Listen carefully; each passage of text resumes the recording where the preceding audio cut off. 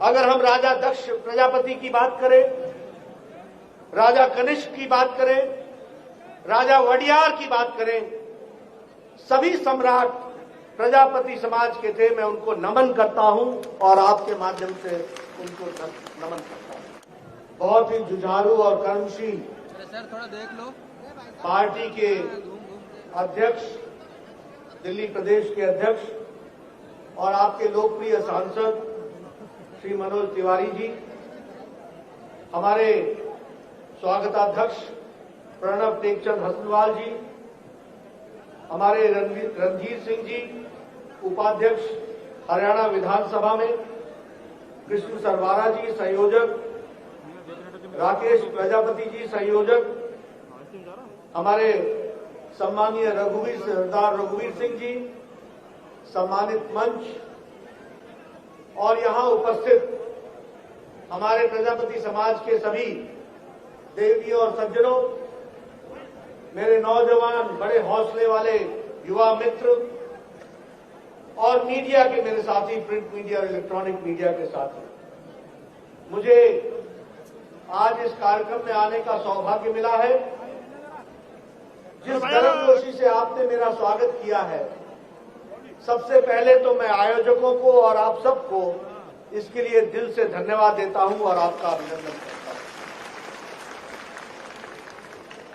मेरे साथ सब लोग बोले, ओम प्रजापति ब्रह्माय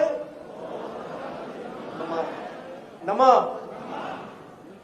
मित्रों, सृष्टि के रचयिता परमपिता ब्रह्मा जी के पुत्र भगवान प्रजापति जी को मैं अपनी ओर से नमन करता हूं और उनका आशीर्वाद लेता हूं।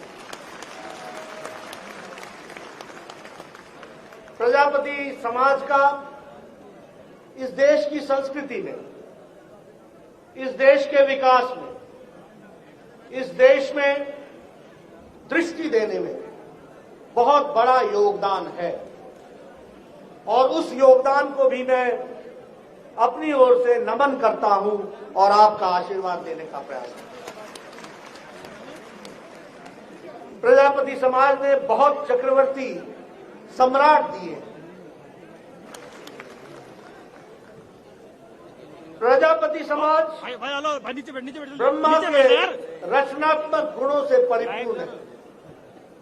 रचनात्मक गुण उनमें भरे हुए, वो सात्विक विचारधारा को साथ लेकर चलता है और आपको और हमको ये गौरव है कि प्रजापति समाज ने ही देश में पहला वैज्ञानिक दिया और वह वैज्ञानिक प्रजापति समाज से था।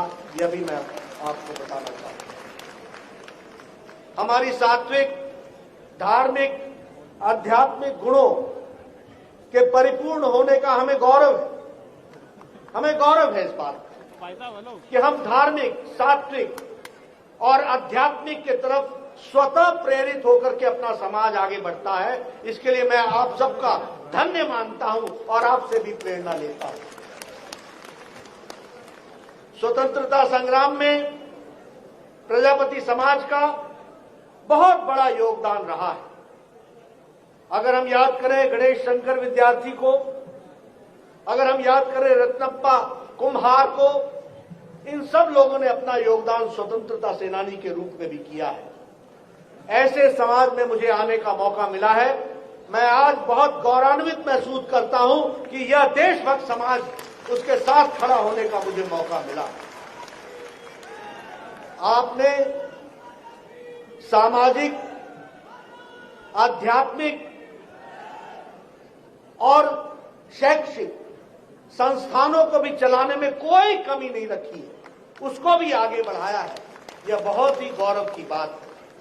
एक समाज अपने से खड़ा हो, समाज को दृष्टि दे, देश को दृष्टि दे, दुनिया में अपना नाम करे और नाम के साथ साथ समाज और सारे देश को बढ़ाने के लिए, संस्कृति को बढ़ाने के लिए अपनी संस्थाएं चला करके अपने विचार को आगे बढ़ाए, यह बहुत कम देखने में आता है। प्रजापति समाज ने इसमें बढ़ चढ़ करके हिस्सा लिया है, आगे बढ़े हैं, इसके लिए उनको बधाई देना चाहता हूं। मित्रों, मुझे एक बात की और खुशी है कि आपका सदा सदा हर समय भारतीय जनता पार्टी को आपका साथ मिलता रहा है। भारतीय जनता पार्टी से मैं भारतीय जनता पार्टी का कार्यकारी राष्ट्रीय अध्यक्ष होने के नाते पार्टी की ओर से आपको धन्यवाद देता हूं कि उदय काल से लेकर कष्ट में भी रही पार्टी या अच्छे दिन भी हर समय प्रजापति समाज भारतीय जनता पार्टी के साथ खड़ा रहा है। इसके लिए मैं आपका धन्यवाद करता हूं। मित्रों, आपसे प्रेरणा लेकर जब जब हमारी सरकार जहां जहां आई, उन्होंने हमेशा, हमारी पार्टी की सरकारों ने हमेशा राष्ट्रभक्ति, देशभक्ति, समाज हित में काम करके आगे बढ़ने का प्रयास किया है। यह भी मैं आपको बताना चाहता हूं। और इसीलिए जब आपका हमको समर्थन मिलता है, जब आपका सहयोग मिलता है, तो मैं पार्टी की ओर से आपको विश्वास दिलाना चाहता हूं कि पार्टी में भी राजनीतिक भागीदारी और सामाजिक भागीदारी में हम पीछे नहीं रहेंगे, उसको आगे बढ़ाएंगे। इस बात का आपको हम ध्यान रखेंगे। अभी अभी श्याम जाजू जी ने आपको बताया कि किस तरीके से बड़ी छोटी अवधि में मोदी जी के नेतृत्व में देश ने बहुत महत्वपूर्ण फैसले लिए, जिससे देश हित में आगे बढ़ने में और देश को मजबूती प्रदान करने में बहुत बड़ा अवसर मिला है। मैं आपके सामने बताना चाहता हूं, धारा 370, हम सब लोग बचपन से नारा लगाते थे, एक देश में दो निशान, दो विधान, दो संविधान, दो प्रधान, नहीं चलेंगे। लेकिन बहुत लोगों को नारा लगाने के बाद भी विश्वास नहीं था कि हम इसको पूरा कर पाएंगे। लेकिन आपने अपनी उंगली से कमल का बटन दबाया था और 6 अगस्त को हमारे मनोज तिवारी से लेकर के दिल्ली के सारे 7 एमपी से मेल लेकर 303 एमपीओ ने अपनी उंगली दबा करके धारा 370 को धाराशाही कर दिया। यह काम मोदी जी की इच्छा शक्ति के कारण हुआ और अमित शाह जी के सूत्रधार होने के कारण हुआ, यह हमको समझना चाहिए। अमित शाह जी इसके शिल्पकार बने। जो लोग इसका विरोध कर रहे थे वो धरे के धरे रह गए। जो लोग 70 साल से देश को आगे बढ़ने से रोक रहे थे वो धरे के धरे रह गए। ये इसलिए संभव हुआ कि आपने ताकत हमारे एमपीओ को दी और हमारे एमपीओ को ताकत मोदी जी का नेतृत्व ने दी, और उस कारण से धारा 370 धाराशाही हो गया। ये हमको ध्यान रखना चाहिए। मित्रों,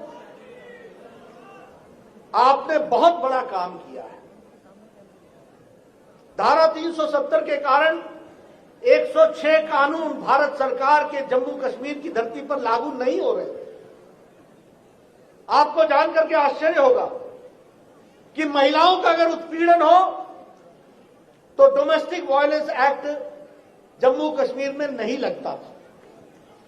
अगर बच्चों का उत्पीड़न हो तो POCSO, prevention of sexual abuse against child, ये लागू नहीं था। हमारी बहनों को अगर वो शादी किसी और प्रांत के लोग से कर ले तो संपत्ति से बेदखल हो जाती थी। हमारे गुर्जर भाई, हमारे बकरवाल भाई जो राष्ट्रभक्त हैं, जिन्होंने देश की सेवा की है, जो भारत की फौज के साथ, पाकिस्तान के साथ बॉर्डर पर लड़ते हैं, उनको राजनीतिक रिजर्वेशन नहीं था, आरक्षण नहीं था। सारे लाहौल स्पीति, सारे लद्दाख में ट्राइबल होने के बावजूद भी लद्दाख की सीट ट्राइबल नहीं थी। लेकिन आपने धारा 370 समाप्त किया। अब ये सारे कानून भारत के जम्मू कश्मीर की धरती पर लग रहे हैं, ये आपने करके दिया है और उनका विकास किया है। ये आपने आपको जान करके आश्चर्य होगा कि वाल्मीकि समाज का व्यक्ति जम्मू कश्मीर में सिर्फ सफाई कर्मचारी की सरकारी नौकरी ले सकता था और कोई नौकरी नहीं ले सकता था। और क्या कहते थे कि हमारे पास क्योंकि सफाई कर्मचारी नहीं है इसलिए तुमको हम ये नौकरी दे रहे हैं, नहीं तो हम कोई नौकरी नहीं दे। आज मोदी जी ने अब सफाई कर्मचारी का बेटा भी जुडिशरी में जा सकता है, जज बन सकता है, वकील बन सकता है, आगे सर्विस में नौकरी कर सकता है। मित्रों, इस तरीके की प्रताड़ना के बीच में धारा 370 ने सबको राहत दी। ट्रिपल तलाक, अगर प्रजापति समाज, हम सारा समाज, हम सब लोग, भारत के लोग अगर सती प्रथा को बंद कर सकते हैं, अगर बाल विवाह को बंद कर सकते हैं, अगर दहेज प्रथा को बंद कर सकते हैं कानूनन, अगर हम बहनों को संपत्ति में बराबर का कानूनन अधिकार देते हैं, तो हमारे मुस्लिम बहनों पर ये लटका हुआ ट्रिपल तलाक, इसको भी मोदी जी ने इसको भी सिरे से खारिज कर दिया। ये हमको ध्यान में रखना चाहिए। अभी हमारे ये सिटीजन अमेंडमेंट एक्ट आया, जो सिटीजन अमेंडमेंट बिल के नाम पे जानते हैं। हमारे विरोधियों ने पहले पार्लियामेंट में किया, अब आप दूसरी तरीके से विरोध कर रहे हैं। ये है क्या सिटीजन अमेंडमेंट एक्ट? भारत और पाकिस्तान का जब विभाजन हुआ था, कांग्रेस के लोगों ने कराया था और विभाजन धर्म के आधार पर किया गया था। यह धर्म के आधार पर किया गया विभाजन था और उस समय कहा गया कि जो लोग जिस देश में जाना चाहते हैं जाए। लाखों लोगों का बॉर्डर का ट्रांसपोर्ट हुआ था। इतना बड़ा नरसंहार कभी नहीं हुआ था जो नरसंहार 1947 में हुआ। हमने सब कुछ देखा। उस समय तय हुआ कि जो जहां जाना चाहता है जाए। कुछ हिंदू हमारे भारत में आ गए, कुछ मुसलमान यहां से पाकिस्तान में चले, लेकिन नरसंहार चलता रहा। नेहरू और लियाकत का पैक्ट हुआ और कहा गया कि माइनॉरिटी की दोनों देश में रक्षा होगी। भारत ने रक्षा की। भारत ने उन सभी लोगों को साथ लगा करके साथ चलने का प्रयास किया, लेकिन पाकिस्तान ने इस्लामिक देश घोषित कर दिया। उस समय ईस्ट पाकिस्तान था, आज बांग्लादेश है, वो इस्लामिक देश बन गया। लेकिन भारत सेकुलर देश रहा, धर्मनिरपेक्ष देश रहा, सबको साथ लेकर के चलने का प्रयास किया और हमारे यहां सभी लोग फले फूले बढ़े, सब लोग आगे बढ़े। लेकिन वहां हमारे हिंदू भाई, सिख भाई, पारसी भाई, जैन भाई, बौद्ध भाई, क्रिश्चियन भाई, इन लोगों की प्रताड़ना हुई। हमारी जनसंख्या 23% से घट करके 2%, 3% हो गई। बांग्लादेश से आने वाले लोगों की संख्या घट करके 23% से 7% हो गई। और इसीलिए हम लोगों ने तय किया कि जो लोग भारत में उत्पीड़न से आ गए हैं उनको भारत की नागरिकता दी जाए और उनको इस मुख्य समाज में शामिल कर लिया जाए, इस बात का प्रयास। और आपको जान करके बड़ा आश्चर्य होगा कि ज्यादातर हमारे इसमें दलित भाई और हरिजन भाई, हमारा मतवा समाज, हमारा राजवंशी समाज, हमारा नमोशूद्र समाज, ये लाखों की संख्या में आए हुए हैं। यहां ये 70% दलित है। और आज दलित के नेता यहां पर खड़े होकर के सिटीजन अमेंडमेंट एक्ट के खिलाफ बोलते हैं। अरे कुछ तो बुद्धि रखो, कुछ तो समझ रखो। ये मोदी जी हैं, सबका साथ, सबका विकास और सबका विश्वास लेकर के चल रहे हैं, ये हमको समझना चाहिए। आप बताइए, ये इतना बड़ी संख्या में दलित भाई बेचारे बांग्लादेश से आ गए, पाकिस्तान से आ गए, उनका उत्पीड़न हो रहा है। मैं चाहूंगा कि आप सब लोग उनके कैंपों को देखिए और दिल्ली के आपके जो सबको बोलते हैं मैं वाईफाई दूंगा, मैं फलाना दूंगा, मैं ये दूंगा, मैं वो दूंगा, वो उनको बिजली और पानी भी नहीं दे पाए हैं। उनके कैंपों की हालत ये खराब करके रखी। ऐसे लोग। इसलिए मित्रों, मैं एक ही बात कहना चाहता हूं, प्रजापति समाज के साथ भारतीय जनता पार्टी कंधे से कंधा मिलाकर के खड़ी है। आपके राजनीतिक सामाजिक विकास में हम सब लोग कार्यरत हैं और भागीदारी इसको आगे बढ़ाएंगे। लेकिन मैं एक बात कहना चाहता हूं, आपसे भी मैं निवेदन करना चाहता हूं। आपने हमेशा राष्ट्रभक्तों का साथ दिया है और राष्ट्रभक्ति का काम आज भारतीय जनता पार्टी जिस गति से कर रही है, पुराने 70 साल के जितने काम रुके थे सबको मोदी जी ने आगे बढ़ाया है, अमित शाह जी ने उसको पूरा करने का प्रयास किया। आपसे हमको पूरा विश्वास है, दिल्ली की भी तस्वीर बदलनी है और यहां की तकदीर भी बदलनी है। आपको इसमें पूरी मदद करनी पड़ेगी। आज दिल्ली बेहाल है, आज दिल्ली मुसीबत में, दिल्ली को भी दृष्टि देनी है, दिशा देना है। और मैं दावे के साथ कह सकता हूं, यह दृष्टि, दिशा और विकास का काम दिल्ली में जो बढ़ाया गया है, अनऑथराइज कॉलोनी को किसने कॉलोनी को रेगुलाइज किया? नरेंद्र मोदी जी की सरकार ने किया। हजारों लाखों लोग जो अपनी संपत्ति को रेगुलराइज नहीं कर पा रहे थे, वो एक ऐसा जीवन जी रहे थे कि उनको मालूम नहीं था कि उनकी प्रॉपर्टी का कल क्या होगा। मोदी जी ने उनको वहां पर यह विकास का काम और उनके लिए रेगुलराइज करने का काम किया है। झुग्गी के लिए कहा गया, जहां झुग्गी वहीं मकान, वहीं पर मकान बना करके देंगे, इस बात को आगे बढ़ाने का प्रयास किया। इसलिए सबका साथ, सबका विकास, सबका विश्वास लेकर के बढ़ने वाली भारतीय जनता पार्टी है।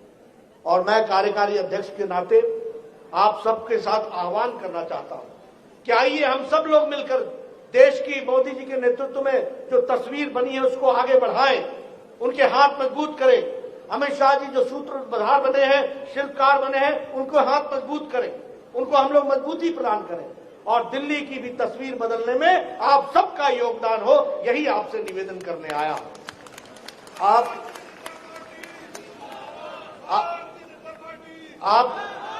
आपके साथ खड़े होकर प्रजापति समाज जो अपने आप में राष्ट्रभक्त, देशभक्त और संस्कृति की रक्षा करने वाला है, वह आगे बढ़े और उसको बढ़ाने में हमारा पूरा योगदान रहेगा, सहयोग रहेगा। इन्हीं शब्दों के साथ बहुत बहुत धन्यवाद। जय भारत, जय दिल्ली, जय प्रजापति समाज।